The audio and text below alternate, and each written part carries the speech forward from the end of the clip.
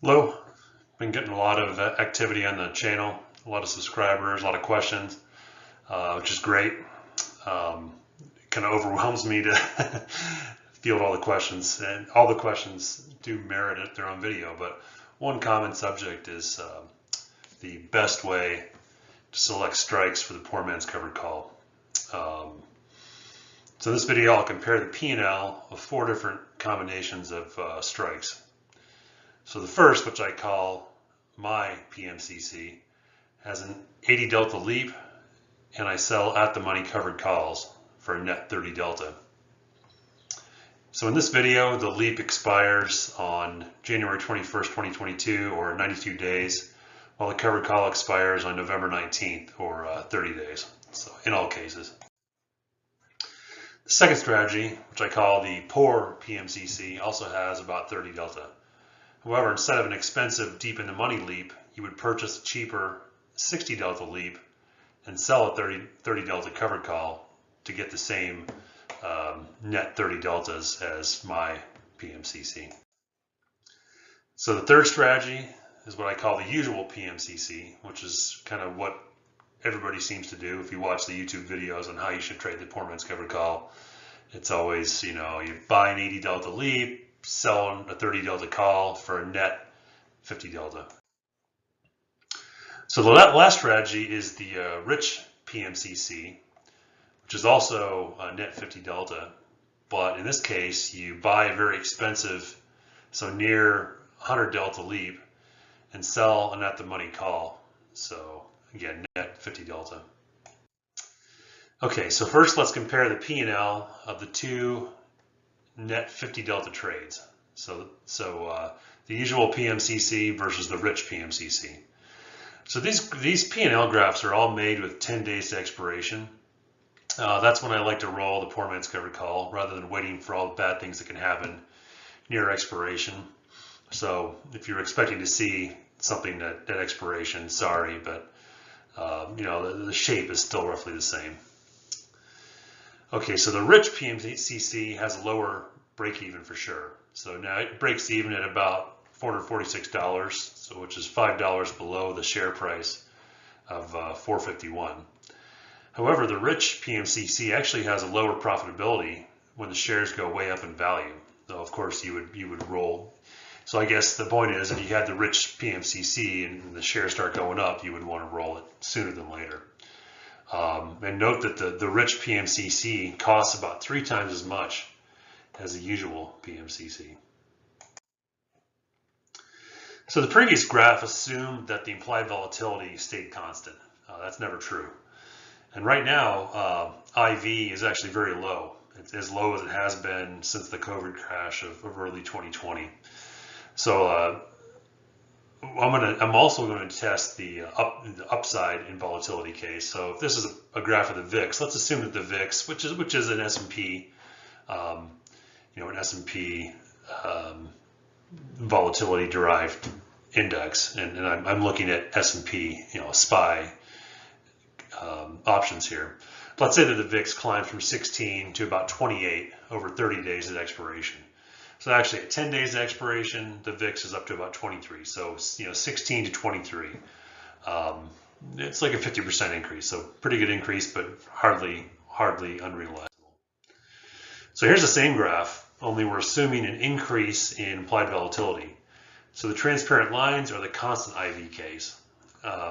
You can see that the rich PMCC, which is the blue lines, it doesn't really, the P&L doesn't change much as you increase IV relative to the usual PMCC.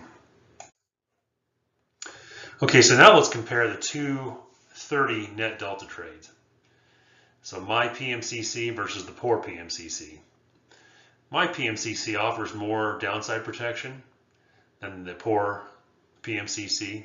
Notice that the break even is about $4 lower for my PMCC versus the poor.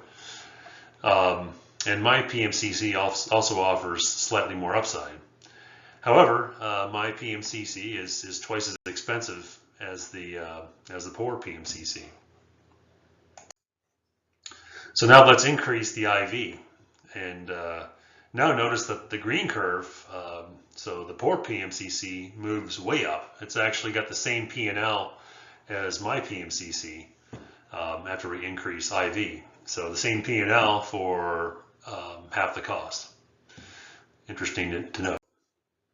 Okay, so now let's look at the net Greeks in a table form for each of the 4 strategies. So to be clear, these Greeks are the net Greeks at time 0. So when we started, the Greeks will change as time passes, as IV changes, and as the stock price changes. But time 0 is the only thing we know with any certainty. And it does set the initial trajectory for each strategy, so it's still a useful comparison. Okay, so my PMCC is medium priced. It's actually a little cheaper than the usual PMCC, much cheaper than the rich. It has about 3 cents a day of positive theta, and it's mildly sensitive to changes in IV with the net vega of 0.16. So the poor PMCC is by far the cheapest of the 4 strategies. However, it has no time decay, so you're totally relying on the upside in the stock to make money. The poor PMCC is by far the most sensitive to increases in IV, as we saw on the previous graph. So the usual PMCC is a net 50 delta strategy. It offers the most upside of all the strategies, though it should, because you're also taking the most risk. You're taking 50 deltas of risk.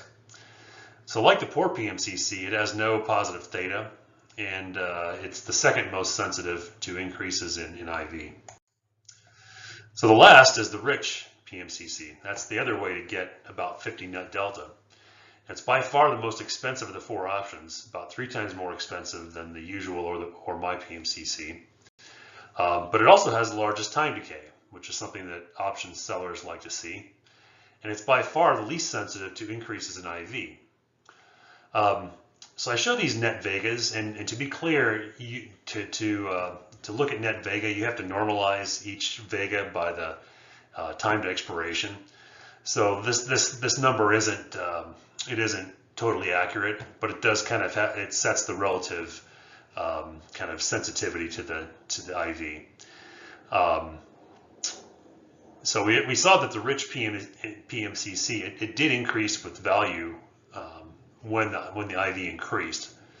So it is a net positive normalized vega, but it's far less positive than the other 3 strategies. Okay, so what's the takeaway? I guess the reason I put it in these brackets is the right strategy depends on kind of your risk tolerance and the market conditions really. So right now, I would argue that the risks are probably to the downside. The market's pretty overextended, and everybody's waiting for a pullback. Volatility's extremely low. If volatility is not going to go, it may go down, and it may stay low, but it's not going to go down far.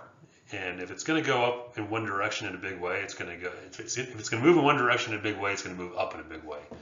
So I think that if anything, you would want a strategy that actually has positive vega. So if I had to pick one strategy right now, I would probably trade the poor PMCC. It's the cheapest, so I preserve my cash unless I double up on it. But it's also the most sensitive to an increase in volatility. So yes, I don't get any time decay, but if you're making a volatility trade, then it's really effective. Notice how the P&L of the poor PMCC was equal to my PMCC when IV spiked. So we were getting the same returns for half the cost. So right now, I'm probably going to be leaning toward the poor PMCC. But if we go into an environment where IV goes way up and now it's starting to come down, there's a lot of risk, a lot of worry. That rich PMCC, that might be the one that's kind of the safest of all the 4. It's the least sensitive to a further increase in IV. So anyway, this probably opens more questions than answers, but I would love to hear your comments in the section. Get more questions or criticisms or whatever, let me know. I mean, I have a YouTube channel, but any idiot can start a YouTube channel. I don't know everything. I know some. I'm learning fast. Learning as you help me learn. Making mistakes. So anyway, talk to you later.